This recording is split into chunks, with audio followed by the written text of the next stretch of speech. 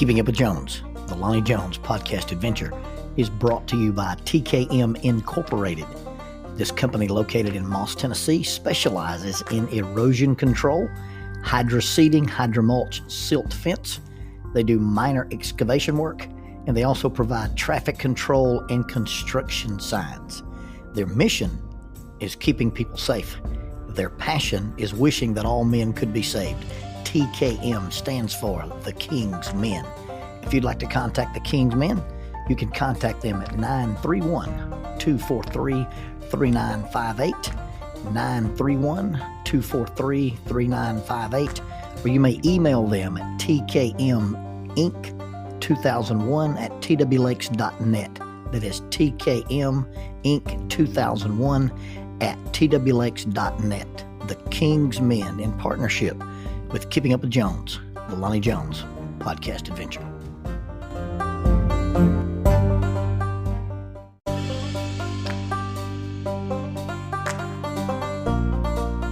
SJ&L General Contractor is a full construction company that primarily focuses on civil construction and asphalt sales in the Huntsville and Fayetteville regions. Services they provide include, but are not limited to, road construction, asphalt material, underground utilities, site work, and demolition. They employ heavy equipment operators, concrete finishers, pipe layers, and CDL dump truck drivers. If you would like for this company to work for you on your project, or if you'd like to work for them as an employee of this family-owned business, you can contact them at 931-433-4660. That is 931-433-4660, or 3W's and a dot, sjnl.com.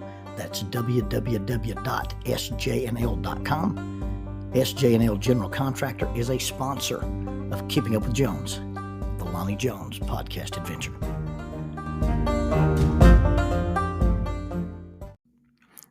Over the years, they send you pictures.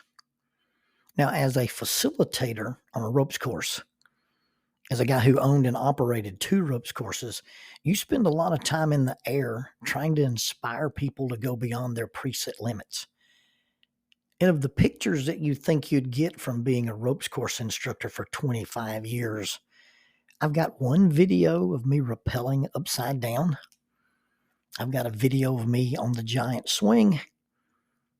But I've got more pictures of me standing in the middle of a hula hoop, and more pictures of me standing in a circle of people with a rubber samurai sword.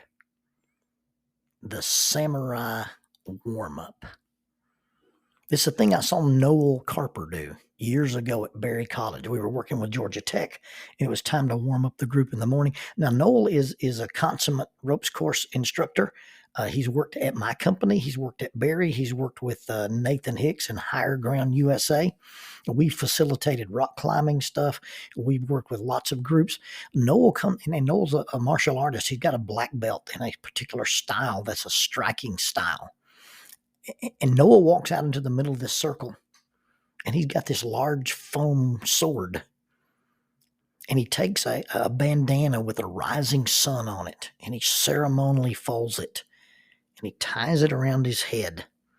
And he announces that we're going to do the samurai warm-up. And what it basically involves is he swings this sword, and you imagine that it's, infinity long. So if it's at the top of your head, you duck it. If it's at your feet, you jump it. And you're supposed to basically be squatting and jumping to warm people up. But Noel takes on this persona of a crazed Japanese samurai. And it's basically Yosemite Sam as a samurai. And it is the most hilarious thing you'll ever see in your life. And that inspired me to add that to my bag of tricks. And so we took it home to our ropes course, and I did it all the time. It's my favorite warm-up thing to do. Wake kids up at camp. I love to do it first thing in the morning with a ropes course group. And then we end up back at Berry College. And there's a lot of us, and we're working with this group of guys from North Georgia. It's a little school in Cobb County. They're Cobb County Greyhounds. And we're working with this football team. We work with the defense in the morning, the offense in the afternoon. We do some low elements. We do some high elements. These kids had T-shirts on that said dedicated. physical, relentless. And so we're doing our morning thing or whatever, and somebody says, "Hey, let's do this samurai warm up." And for whatever reason, Noel enjoyed watching me do it more than he enjoyed doing it. So I get the nod to be the samurai. And I walk out into the middle of this circle of young men, and we explain the rules. And I've got my foam covered wooden boken, and I begin to spin it and do my crazy antics and yelling and screaming, the blood curdling yell of the samurai. And these guys are jumping and ducking and ducking and jumping, and people are laughing so hard they're out of breath. And we finally finish, and it's a fun exercise. And then they start dividing people up. Group A, go with Derek. Group B, go with Noel. Group C, go with Nathan. Group D, go with the samurai. And Derek heard this kid go, "Dude, we're with the samurai." And his buddy said, I don't really think he's a samurai. And his friend responded, "Japanese people are short, man." And so I got to work with these kids under this persona of being a samurai. So the week ends, and we finished this week working with this amazing group of young people, the North Cobb Greyhounds. And the coach comes up to me and Derek and says, "Hey, I'd love for you guys to visit us and come to our home opener. Could you guys do that?" So Derek and he exchange information, and we decide that if we can make it at all possible, we're going to go to North Georgia on a Friday night and watch these kids play ball in their home opener. Well, the time is drawing near, and we've decided our schedule will let us do it. Our wives are going to let us go, and we're going to drive over to Georgia, watch a football game, and then drive back in the wee hours of the morning. And the coach said, "Oh, and by the way, when you guys come over, I want you to do the samurai thing in the middle of the field during their warm-ups." Now, I don't know what the purpose of that would be. It's not going to be a thing that we can debrief. It's not going to be a thing that we use as a talking point in our ropes course. It's just a silly warm-up thing, but somehow it had this epic proportion, legendary stuff going on, and they wanted it to be done. Now, much ado has been made lately over people rushing the field. And I've never rushed a field. But on this occasion, Derek and I are standing under the bleachers at a football stadium in North Georgia, and nobody there knows us except the players on the field and the coaches. And when these guys gather up in a circle on the 50-yard line, we get a signal from the coach, and we come running out from under the bleachers through this tunnel. I grab the top of the fence, and I vault over it, and I'm wearing a samurai sword on my back, and I'm being followed closely by my giant. And the first thought that comes in my mind is, I hope they don't guard this football game with snipers. I roll into the middle of this circle, and the coach yells, "Boys, you know the drill." And I draw this sword from the back of my shirt.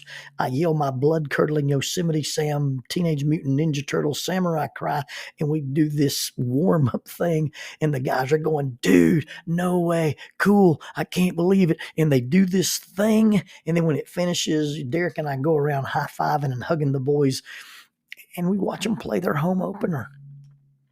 And I don't know what there was about this samurai routine that the coach requested it.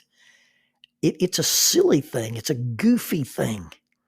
It's the only time I've ever rushed a football field, and I did it with a samurai sword. I rushed this football field at the request of a coach. And I guess in some way, shape, or form, he wanted us to be inspiring. But I drove to North Georgia, and I ran onto a football field in front of a crowd of people with a samurai sword, not in an attempt to be inspiring, but because I'd spent a week with some young men who were an inspiration. Their idea, their mantra of dedicated, physical, relentless is something that has stuck with me.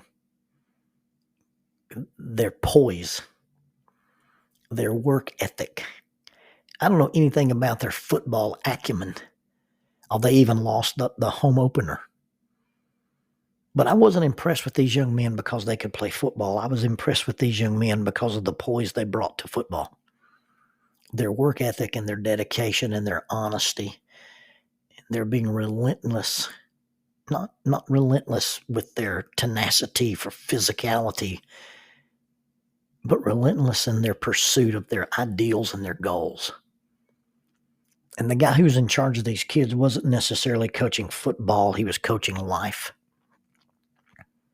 Because if they never win a football game, these young men will be winners of life. And we drove over there not because we were inspiring, but because these men were an inspiration.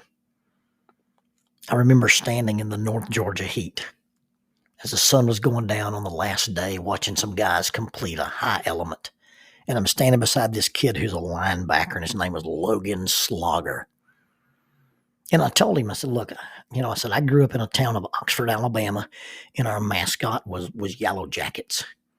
And in Huntsville, Alabama, we have the Huntsville High Panthers, and we have the Grissom Tigers, and we have the Meridianville Eagles, and we have the Buckhorn Bucks. Now, just to be straight, there's no Lady Bucks, okay? That's a problem.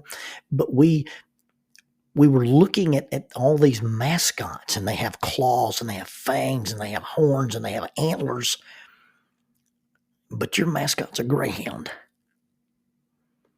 And a Greyhound's a fast dog. I don't get it. And this high school kid turned to me and said, well, Mr. Lonnie, the thing about a Greyhound is it has, in the animal kingdom, per body size, it really has the largest heart of any animal that exists. Now, I don't know if that's verifiable. I don't know if that's true. This is what Logan Slogger believed. And he said, you can't look at me with my muscles or my antlers or my horns or my claws or anything else that I've got until I'm a Greyhound. He said, but you look at my heart. That's what makes me a Greyhound. I'm not a Greyhound because of how fast I am. And I'm not a Greyhound because of how strong I am. But I'm a Greyhound because of my heart.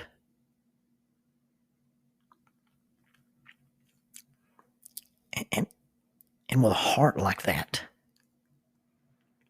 you could see why this young man would be dedicated. How he could be physical. And how he could be relentless.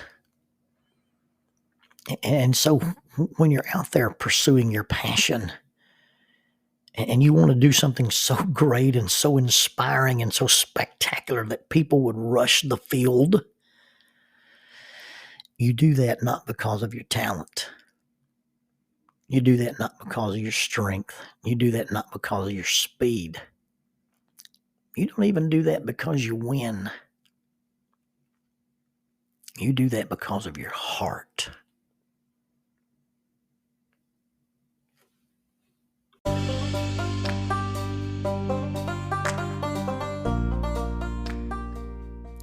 Keeping Up with Jones, the Lonnie Jones podcast adventure, is sponsored by us.